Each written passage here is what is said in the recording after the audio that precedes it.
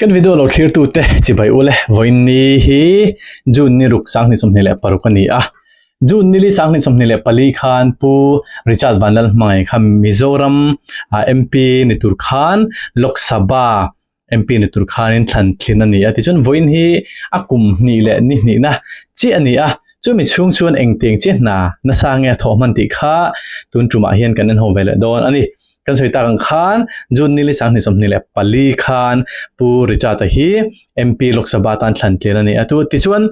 voin ni akum ni le ni na hianin a fan nei thei turang zong te ang anni po hi kum khata vaibel chenga tho kha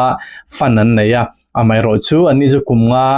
tram khata kumnga Lok Sabha chu ni wangin afayan fan nei thei tur hi vaibel somni le panga borvela chut sak the kha ani dona ti chun kumni borvela man chung hianin afana hi total allocated hi vaibel se sompali akai dor to mai omzia chuanin kum nga chunga afan man thei tur aya zat ve item kha amang so to ni ti na ani a na hi athok nem viau to te po ni thechung te po ju kan howanga ti chuan work recommended hi za somnga ani ani hianin complete somni le pali ani to a ti chuan fund utilization hi 58.4% ani a ti chuan chu available chiang chunin vaibel cheriat noi somnga le pariat le sangkha jasari somni le pakua ani a complete rate hi 13.8% ani ti chuan tunakan muang hianin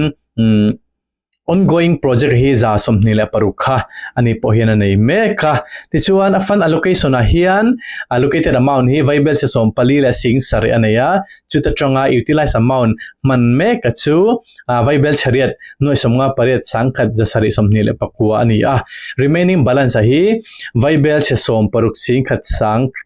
vaibel charuk noi som pakhat sing kwa sangre jani som sari le pakhat ani ti chuanin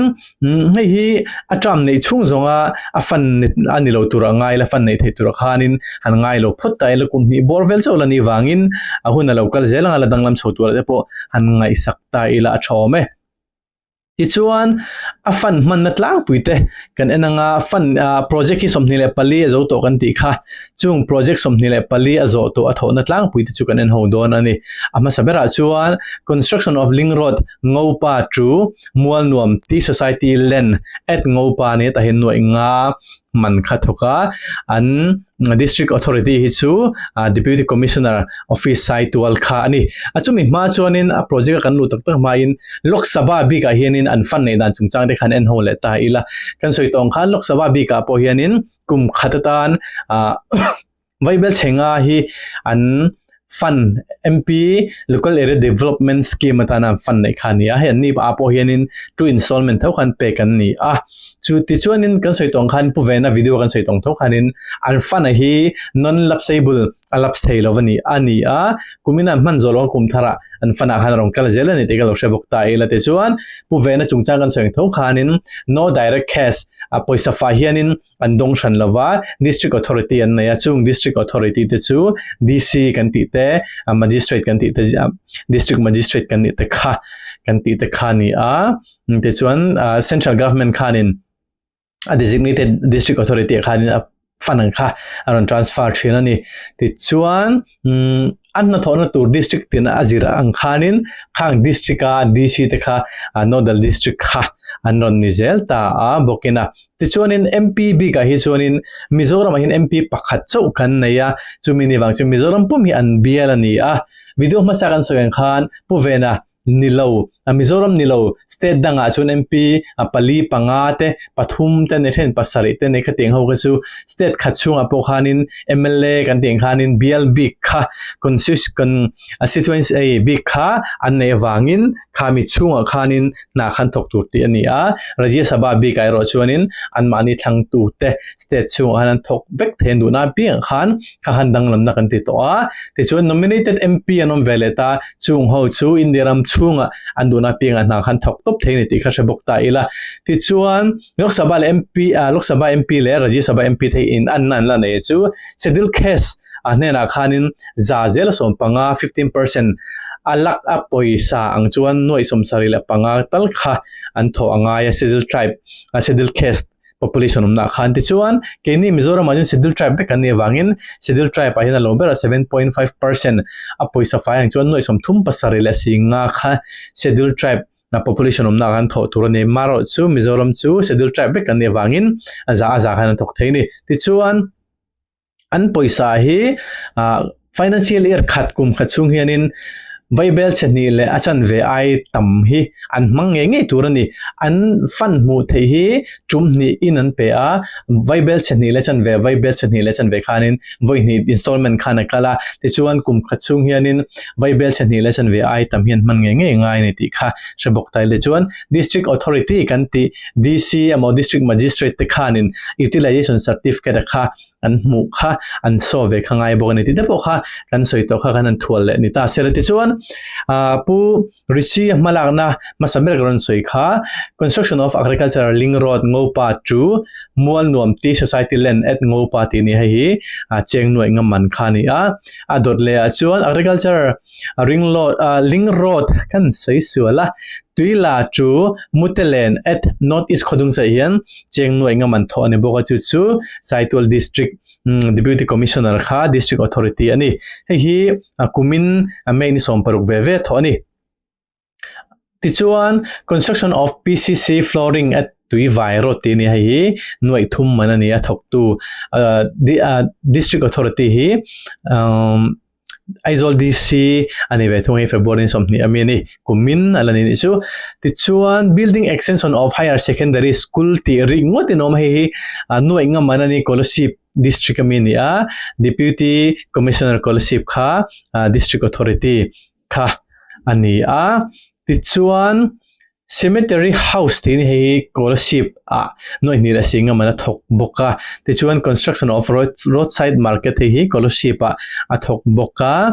kumin February som pangami ve ani tichuan construction of rajit timi pavement at Harmon Veng Vaireng te hian noi somman a thoka scholarship district ani district authority kha deputy commissioner scholarship ani Chuan construction of PCC flooring and side drain hi scholarship athok boka district authority chu scholarship DC ne no ni la singaman athok boka ni tichuan adot le chuan construction of step with checker tile with railing and side drain and retaining wall near SCI biak in tinia hi scholarship district thawani cheng noi somman ani tichuan adot le chuan upgradation of internal road tinia hi scholarship thawani cheng noi ngaman ani aing lova hi allocation vela hi a details view lova hi kan enchin don ange details no them chuang lova ni hi aing pochuni sela adot le chuan construction of agricultural ling road at Archolian Zao at North Chaltlang tini hei noi somman thoka hi scholarship district bo ni February sang ni som pa sang ni som ne paru komeni te chuan theilei ki tutuirial ling road kilometer khadle san ve ni hi cheng noi sarila singa atho ani scholarship district ni in deputy district authority chu deputy commissioner scholarship ani construction of futsal ground at Thingdol ania no isom panga aseng hi Thingdol chu kan thretangin scholarship district chu ania deputy commissioner of scholarship kha district authority ani tichuan construction of MUP house at Boktlang village ania taite te khon em Boktlang hi aning ka no ni la singa mananiat Boktlang chu serchip district ania district authority chu deputy commissioner serchip khani tichuan construction of MHEP house at Leng village ania no ni la singa manania serchip district ami bokani construction of MZP office at East Lungdar ania hi cheng noi thum manania East Lungdar chu kan thretangin serchip district ami ani construction of PCC flooring Konpui primary school through Vengthar futsal ground ani hi no ni la singa manania Konpui chu scholarship district ania district authority chu deputy commissioner scholarship scholarship DC ani construction of widening and land leveling of Tialpui Ling Road at kon pui 3 tin ya trial pui polo ne mai thai kalo soi so le mai thai noi som mana ni hi scholarship area ni a scholarship DC kha district authority ani construction of PCC flooring at Mualvum Government Middle School Road Mualvum kon pui ani a cheng noi som mana ni a Mualvum chu scholarship bulok khuni maya scholarship kon pui bulok katina jokani scholarship district chunga mi ani noi som mana thokani ti chuan construction of waiting set near health sub center zol pui chu lunglei district chunga mi ni district authority chu deputy commissioner lunglei ani chuan chu noi ni la singa man ani ve thung ani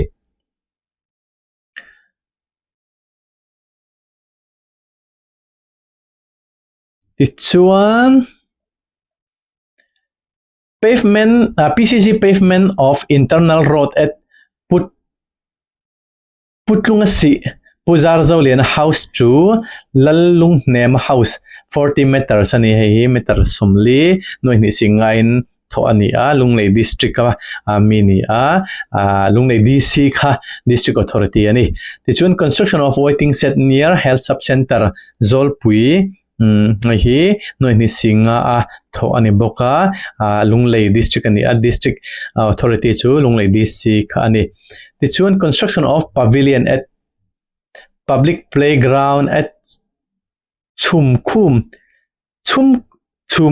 ami chumkhum nge chumkhum khoi mo zo kan ka sai sul chuan comment akan lo sei le taula no ni la singa manani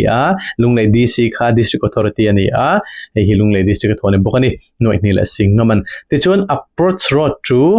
Tuivai river under Tuivai bridge tin hi no isom panga thoni Tuivai chu aizol district chu ni thok tu district authority chu aizol DC kha ani khangzong kha kan MP nei mek pu Richard Vanlalhmangaiha kum sang ni somni le pali June ni li tanga voin June ni ruk sang ni somni paruk thenga ana thote ani ti chuan project hey recommend ai mo zata nei boka chung jinga chuanin construction of fencing at MZ Memorial Home Champhai hen noi som pangaman Champhai district ka tho turte PCC pavement flooring approach road to Dardak tit aniam thingsul thlen noi som pangaman tho turte school building repair site wala noi som mante construction of RCC of transformer 500 kV station retaining wall approach road and fencing aizol tho turte noi som pali le sing ko mante nei do na hi recommend to sala tho lo ani tho mek te zokani ti chuan purchase of Bolero pickup 4-wheel drive PS ambulance ani hi aizol DC noyami turani noi som singni sangre janga somga le pasare ni construction of approach road to Chanchuana home khozola hi noi ni singa tho mek ani boka recommended ani ti chon purchase of Bolero hi he poidang ani le ani pickup for 4-wheel drive PS ambulance aizol DC noya cheng noi somjing ni sangle janga somnga le pasare ni construction of retaining wall between B Likhai house and L Dakhe house Siha deputy commissioner Siha district amine no equal singa man recommend ani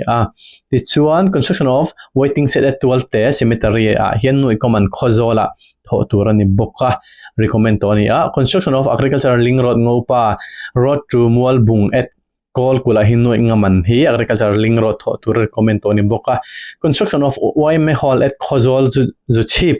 hinno iliman hi recommend ani to boka no iliman hinno thum hi pek to ani me alanda hian mo ti chuan formation cutting construction of PCC flooring at Lunglu road Chan Maru West hian noi som pangaman aizol district ami tho turani boka noi sarila singa pekto ni chan ve mo RCC roof slabbing at government Tuithiang middle school hian cheng noi kwal singret man tho tura recommend ani tho mek ani zo ko me noi lila sing ko kha pekto ani 50% aning chu tichun construction of footpath at 7 day tlang aizol hian no equal singriat man na tho mek ani anoi li la sing ko kha fund hi pek to ani 50% ti rani chu